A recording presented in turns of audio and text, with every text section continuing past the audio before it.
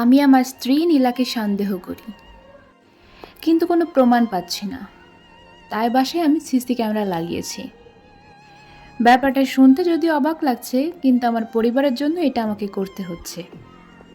নীলাদ্রিকে আমি অনেক ভালোবেসে বিয়ে করেছি। 3 বছরের প্রেম করে, অনেক যুদ্ধ করে তাকে আমার বিয়ে করা লেগেছে। কিন্তু আমি সংসারের জন্য দিনরাত কাজ করতে করতে, আর আমার বড় ছেলে আর ছোট মেয়েটা হওয়ার পর থেকে ওই ফেসবুকে ছবি আপলোড করার পরে ভালোবাসি বলাটাতেই আমাদের সীমাবদ্ধ হয়ে গেছে। নীলাকে এখন আমি ঠিক চিনতে পারি না, কি খিটখিটে আর কি ঝগড়াটে টাইপের হয়ে গেছে। কথায় কথায় আমাকে খোঁচা দিয়ে কথা বলে, আর সারাক্ষণ রাগ যেন তার নাকের উপর একদম। প্রায় দেখি সন্ধ্যা অবধি তার চুল ভেজা।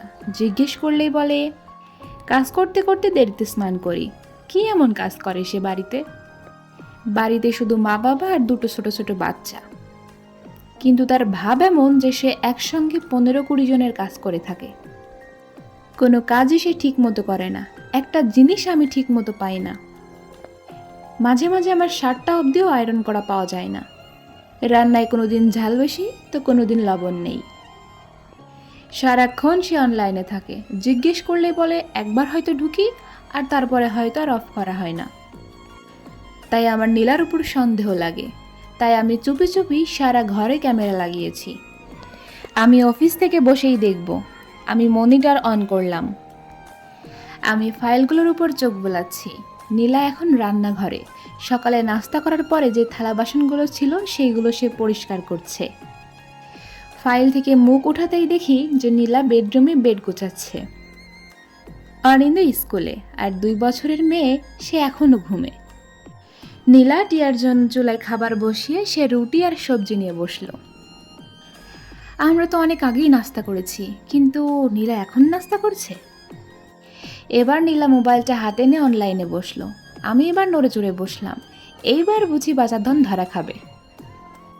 রুটি একবার মুখে নেওয়ার পরপরই টিয়া উঠে গেল। তারপর সে খাবারটা রেখে টিয়ার কাছে যেয়ে অনেকক্ষণ আদর করে তাকে ঘুম থেকে তুলল। তারপর টিয়াকে টিভির সামনে বসিয়ে দিল। তারপর একবার সে তার খাবার খাচ্ছে, আর একবার রান্নাঘরে টিয়ার খাবারটা সে রেডি করছে। এইবার সে রান্নাঘরের খাবারটা নিয়ে এসে টিয়াকে খাওয়াতে বসলো। টিভি দেখছে, দৌড়ে বেড়াচ্ছে, কত কিছু যে সে করে বেড়াচ্ছে। কিন্তু তখনও নীলাকে অনলাইন দেখাচ্ছে, কিন্তু আমি তো চোখের সামনে দেখতে পাচ্ছি যে সে তখন বাচ্চার পিছনে ছুটে তাকে খাওয়াচ্ছে। আমি কাজ করছি আর মনিটরে চোখ বুলাচ্ছি। মেয়ের খাবার খাওয়ানো শেষ হতে লাগলো প্রায় 1 ঘন্টা। তারপর আমার কিছু শার্ট প্যান্ট, ছেলের স্কুলের শার্ট প্যান্ট, আমার মেয়ের কিছু ছোট ছোট কাপড় চোপড় সে বাথরুমেতে নিয়ে সাবান পানি দিয়ে ভিজিয়ে রেখে সে আবার রান্নাঘরে গেল। ফ্রিজ থেকে মাছ মাংস বের করে সে মাকে বলল তরকারিগুলো কেটে দিতে। ভাত আর টিয়ার জন্য খিচুড়ি রান্নায় চড়িয়ে দিয়ে সে একটা কাপড় নিয়ে ঘরের সব ফার্নিচার পরিষ্কার করছে। তখনও নীলাকে অনলাইন শো করছিল। তখন নীলা ফোনের কাছে এসে ডাটাটা অফ করে। কাজ করছে, এদিকে কাজের ফাঁকে সে রান্নাটাও দেখছে। চুলায় একদিকে তরকারি দিল, আবার খুব দ্রুত পেঁয়াজ কেটে আরেকটা কড়াইতে পেঁয়াজও দিচ্ছে। আবার একই সঙ্গে সে মাংসও কাটছে। তখন আমার বাবা এসে বলল, আমাকে 1 কাপ চা দাও তো একটু কড়া করে, আর সাথে কিছু নাস্তা দিও। নীলা একদিকে চুলাতে তরকারি নাড়ছে, আর একদিকে বাবার জন্য খাবারটা তৈরি করে বাবাকে খাবার দিয়ে আসছে। নীলা আবার ছুটছে টিয়ার পিছনে, তাকে ফ্রুটস খাওয়াচ্ছে। এরপর সে বাথরুমে গেল, হয়তো কাপড়গুলো সে ধুবে। তারপর দেখলাম কাপড়গুলো নিয়ে সে বের হয়ে আসলো। কাপড়গুলো এবার শুকাতে দিবে। নীলা পুরো ভিজে গিয়েছে, কিন্তু এখনো স্নান করেনি। এত দ্রুত কেন কাজ করছে নীলা? আমি ঠিক বুঝতে পারলাম না। নীলা রান্না শেষ করে সব কিছু গুছিয়ে ফেলেছে। তখন আমার মা হঠাৎ করে এসে বলল, একটু বেগুন ভর্তা করো তো শুটকি দিয়ে। নীলা আমার মায়ের দিকে তাকিয়ে রইল, কিন্তু মুখ দিয়ে কোনো কথা সে বলল না।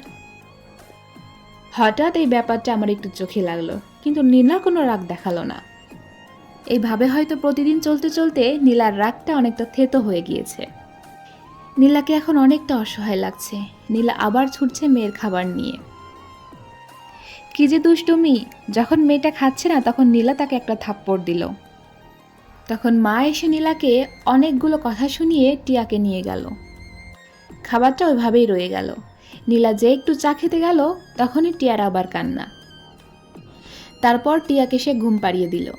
নীলা চুলায় বেগুন আর শুটকি দিয়ে ঘরটা ঝাড়ু দিচ্ছে। তখন আমার বড় ছেলে অনিন্দকে বাবা স্কুল থেকে নিয়ে আসলো। এবার শুরু হলো অনিন্দর দুষ্টুমি। তারপর নীলা অনিন্দ আর টিয়াকে নিয়ে স্নান করাতে গেল, যেন তাদের সাথে নীলাকে যুদ্ধ করতে হচ্ছে। আবার এদিকে রান্নাঘরে বেগুন আর শুটকিটাও প্রায় পুড়ে গেছে। নীলা রান্নাঘরে দিয়ে এদিকে ভর্তাটাও দেখছে, আবার সে ঘর মুছতে শুরু করলো। এদিকে বাচ্চাগুলো টিভি দেখা নিয়ে মারামারি শুরু করেছে। নীলার পরিষ্কার করা ঘরে আবার ময়লা করছে। নীলা তখন ওদেরকে বকাবকি করছে। বাসায় থাকলেই আমি নীলাকে উল্টা বকা দিই যদি নীলা ওদের কিছু বলে। কিন্তু কি অদ্ভুত ব্যাপার, এখন ব্যাপারটা আমার অনেকটা স্বাভাবিক লাগছে। মনে হচ্ছে নীলার জায়গায় যদি আমি থাকতাম রাগটা হয়তো আমি আরো বেশি করতাম। এদিকে নীলার ঘর মোছাও শেষ। তারপর সে গেল বাথরুম পরিষ্কার করতে। এদিকে প্রায় 2টা বেজে গেছে। বাবা এদিকে ভাত চেয়ে যাচ্ছে, কিন্তু মা বসে বসে টিভি দেখছে। নীলাকে ভীষণ ক্লান্ত লাগছিল। নীলা 1 গ্লাস পানি খেয়ে আবার রান্নাঘরে গেল। তারপর ভাত তরকারি সব কিছু এনে সে টেবিলে রাখলো। বাচ্চাদের জন্য খাবার নিচ্ছে। এদিকে বাবা খুব চিৎকার করছে, ভাত দিয়েছো, পানি কে দেবে? গলায় ভাত বাঁধিয়ে মারতে চাও নাকি? আগে পানি দিতে হয়, এটা কি জানো না?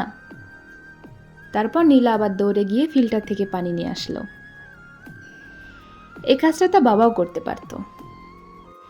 এবার কেন যেন আমার বুকে লাগছে, আমি কি কখনো করি এই কাজটা? আজকে এই পর্যন্তই। ভিডিওটির ফার্স্ট পার্ট এটা। সেকেন্ড পার্ট দেখতে হলে পেজটিকে অবশ্যই ফলো করে পাশে থাকবেন। লাইক কমেন্ট শেয়ার করতে ভুলবেন না। দেখা হবে নেক্সট ভিডিওতে।